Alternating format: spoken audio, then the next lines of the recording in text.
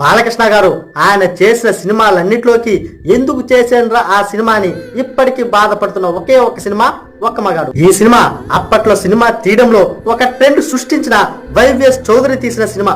YVS Chowdary అనగానే మనకు గుర్తొచ్చే సినిమాలు దేవదాసు, లాహిల్ లాహిల్లు, సీతయ్య ఇలాంటి సినిమాలు తీసిన ఆయన అలాంటి సినిమా తీశాడు. అప్పటికే శంకర్ తీసిన భారతీయుడు సినిమా రిలీజ్ అయి సూపర్ హిట్ అయిపోయి చాలా సంవత్సరాలు అయింది. సేమ్ అలాంటి కథనే తీసుకొని వైవిఎస్ చౌదరి కొన్ని మార్పులు చేసి మధ్యలో కొన్ని ఓవర్ యాక్షన్లు కలిపి ఈ సినిమాని తీశాడు. అలా తీసి ఆయన ఫ్లాప్ మూట కట్టుకున్నాడు.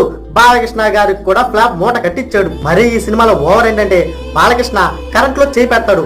ఆయనకేం కాదు, ఆయన పట్టుకున్న మనుషులకి కరెంట్ షాక్ కొట్టి చనిపోతారు. ఎన్నో వేల కిలోమీటర్ల ఎత్తులో ప్రయాణిస్తున్న విమానంలో నుంచి దూకి బాలకృష్ణ గారు బతకతాడు. చెప్పుకుంటూ పోతే ఇలాంటివి చాలా ఉన్నాయి ఆ సినిమాలో. నాకు సరిగ్గా సామెత గుర్తులేదు. పులిని చూసి నక్క వాత పెట్టుకోవడం లేదా పులిని చూసి పిల్లి వాత పెట్టుకోవడం అంటారు కదా, సేమ్ ఆ టైపు.